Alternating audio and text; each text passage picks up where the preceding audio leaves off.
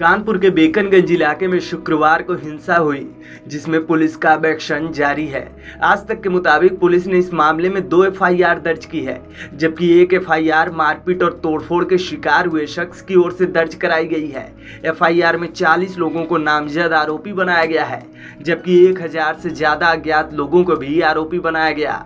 जैसा कि यूपी के ADG law and order Prashant Kumar और सीएम योगी ने पहले ही साफ कर दिया था कि मामले में आरोपियों के खिलाफ गैंगस्टर एक्ट के तहत कार्रवाई की जाएगी। इसके साथ ही उनकी संपत्ति जब्त कर बुलडोजर चलाया जाएगा। पुलिस कमिश्नर आनंद प्रकाश तिवारी ने बताया कि कानपुर हिंसा में 13 पुलिसकर्मी भी घायल हुए हैं। साथ ही हिंसा में दोनों पक्षों के करीब 30 लोग घायल हैं। कई गाड़ियों में तोड़फोड़ की गई, साथ ही कई दुकानों में लूटपाट भी हुई है।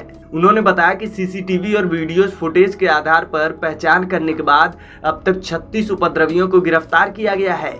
पुलिस के आला अधिकारी गाड़ियों से इलाके का जायजा ले रहे हैं, जबकि DM Neha Sharma, police commissioner समेत कई आला अधिकारी इलाके में पैदल ही गश्त कर रहे हैं। कानपुर हिंसा को लेकर आज तक में छपी खबर के मुताबिक पुलिस ने बताया कि हिंसा के पीछे पीएफआई या किसी दूसरे संगठन की भी जांच पड़ताल की जा रही है। वहीं कानपुर के पुलिस कमिश्नर विजय सिंह मीणा ने कहा कि प्रशासन से बातचीत के बाद कानपुर को बंद करने के ऐलान वाले संगठन ने अपनी कॉल वापसी ले ली थी, लेकिन हिंसा अचानक भड़की है।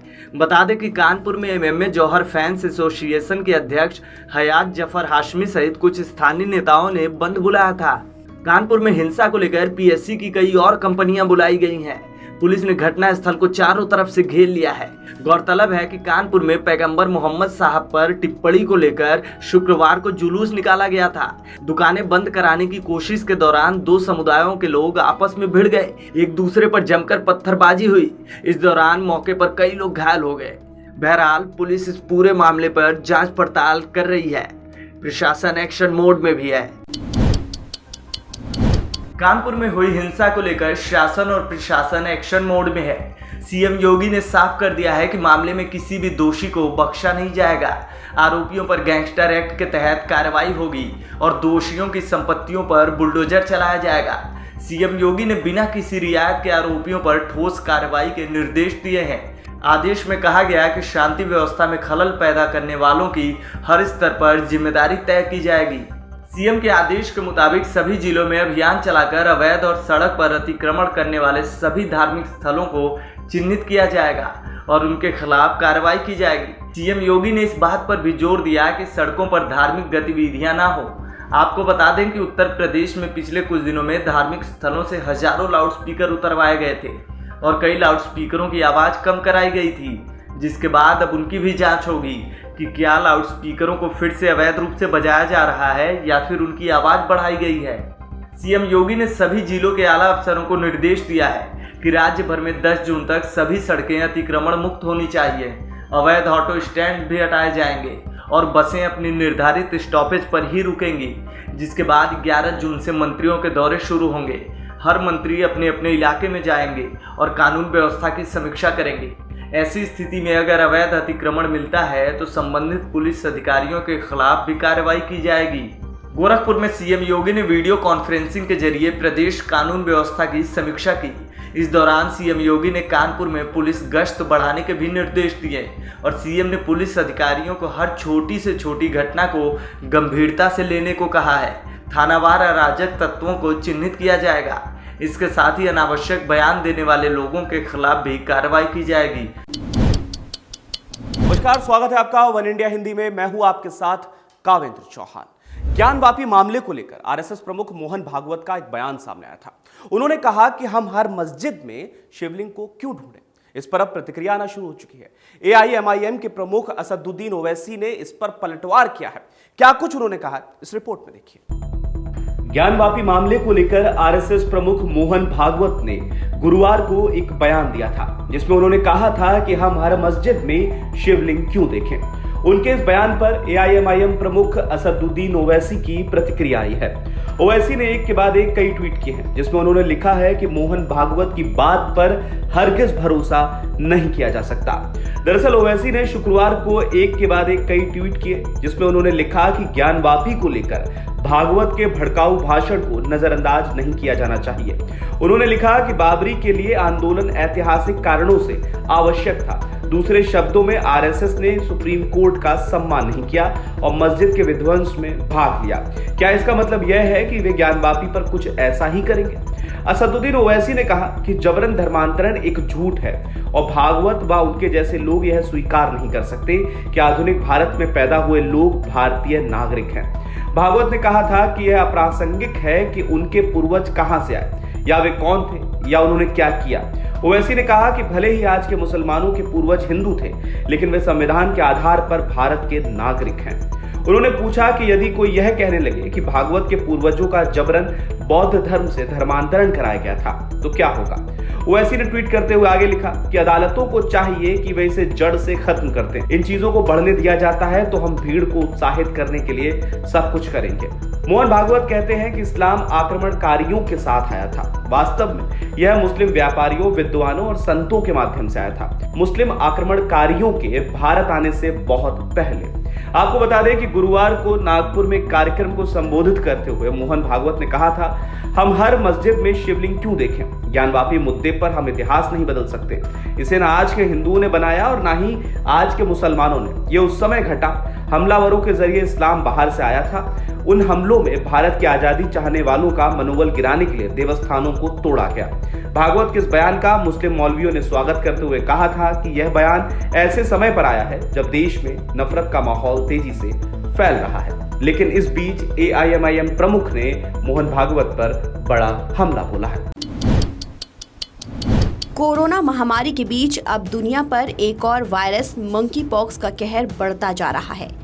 मंकी पॉक्स का संक्रमण यूरोप से लेकर अमेरिका तक फैलने के बाद अब मंकी पॉक्स जैसा लक्षण भारत में भी दस्तक देता नजर आ रहा है। उत्तर प्रदेश के गाजियाबाद में एक 5 साल की बच्ची में मंकी पॉक्स जैसे लक्षण पाए गए हैं। इसी के साथ स्वास्थ्य विभाग सतर्क हो गया है। बता दें कि बिहार से गाजियाबाद कान के पर्दे का इलाज कराने आई 5 साल की बच्ची को शरीर में खुजली, दाने और चकत्तों की शिकायत थी। इसके अलावा उसे कोई बीमारी नहीं है। पिछले 1 महीने में बच्ची या इसके परिजन का कोई विदेश यात्रा का रिकॉर्ड भी नहीं है। ऐसे में एहतियात के तौर पर 5 साल की बच्ची का सैंपल लिया गया है। स्वास्थ्य अधिकारियों के मुताबिक जांच के लिए गए सैंपल पुणे भेज दिए गए हैं। इसकी रिपोर्ट 24 घंटे में सामने आएगी। तब तक के लिए बच्ची और परिजनों को आइसोलेट करा दिया गया है।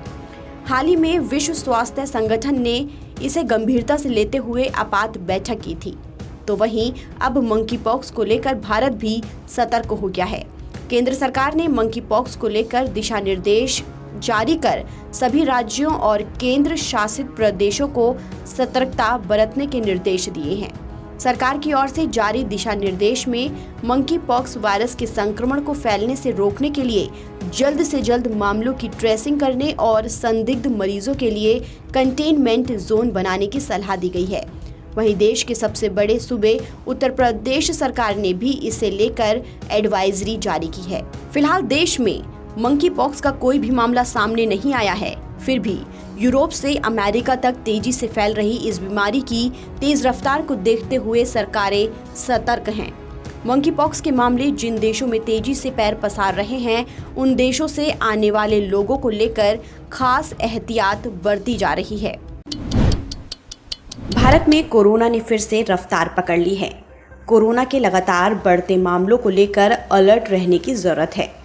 नए मामले में पिछले कुछ दिनों से बढ़ोतरी लगातार देखी जा रही है। देश में कोरोना के नए मामले 4000 के करीब सामने आ रहे हैं। जिस तरह से देश में कोरोना के मामले बढ़ रहे हैं, उससे सरकार की भी चिंता बढ़ गई है।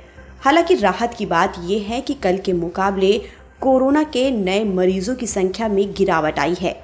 स्वास्थ्य मंत्रालय की ओर से जारी आंकड़ों के मुताबिक देश में पिछले 24 घंटे में 3962 नए मामले सामने आए हैं। नए मामले सामने आने के बाद अब तक देश में कुल संक्रमितों की संख्या बढ़कर 4,31,72,547 पर पहुंच गई है। इस दौरान 26 लोगों की कोरोना से मौत हुई है, जिसके बाद देश में मरने वालों की कुल संख्या 5,26,677 हो गई है। बीते कल के कोरोना के आंकड़ों पर नजर डालें तो 4,041 नए कोरोना के मामले सामने आए थे। वहीं इस दौरान कोरोना से 10 मरीजों की मौत हुई थी। चिंता की बात यह है कि देश में पिछले 24 घंटे में कोरोना के एक्टिव केसों की संख्या में 1000 से ज्यादा का इजाफा हुआ है। देश में फिलहाल एक्टिव मामले 22,416 हैं। एक्टिव केस का कुल पॉजिटिविटी रेट 0.05% है।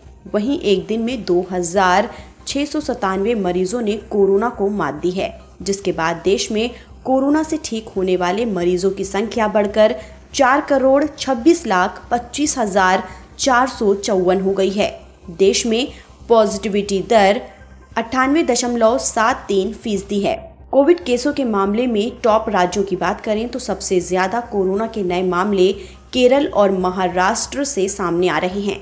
पिछले 24 घंटे के दौरान केरल से 1,278 नए मामले सामने आए हैं। इस दौरान केरल में कोरोना से 20 लोगों की मौत हुई है, जो केरल के लिए चिंता की बात है। वहीं एक दिन में महाराष्ट्र से 1,134 नए मामले सामने आए। फिलहाल महाराष्ट्र में कोरोना के एक्टिव केसों की संख्या 5,127 है। वहीं कोरोना संक्रमण से महाराष्ट्र में 3 लोगों की मौत हुई है। राष्ट्रीय राजधानी दिल्ली की बात करें तो दिल्ली में कोरोना के 345 नए मामले सामने आए हैं। फिलहाल दिल्ली में एक्टिव केसों की संख्या 1,446 है।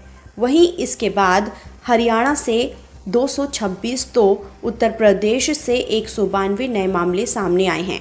बता दें कि इन राज्यों में पिछले कई दिनों से कोरोना के मामले बढ़ रहे हैं, जिसको देखते हुए सरकार ने राज्य सरकारों को सतर्क रहने का आदेश दिया है। वहीं कोरोना के नए मामले सामने आने के साथ ही देश में वैक्सीनेशन पर भी जोर दिया जा रहा है। शनिवार की सुबह तक भारत में 193 करोड़ 83 लाख लोगों को कोरोना की वैक्सीन दी गई। वहीं पिछले 24 घंटे में 11,67,037 लोगों का टीकाकरण किया गया है। इसके अलावा देश में पिछले 24 घंटे में 4,45,814 परीक्षण किए गए। फिलहाल इस खबर में इतना ही। देश और दुनिया की तमाम खबरों के लिए आप बने रहिए वन इंडिया हिंदी के साथ।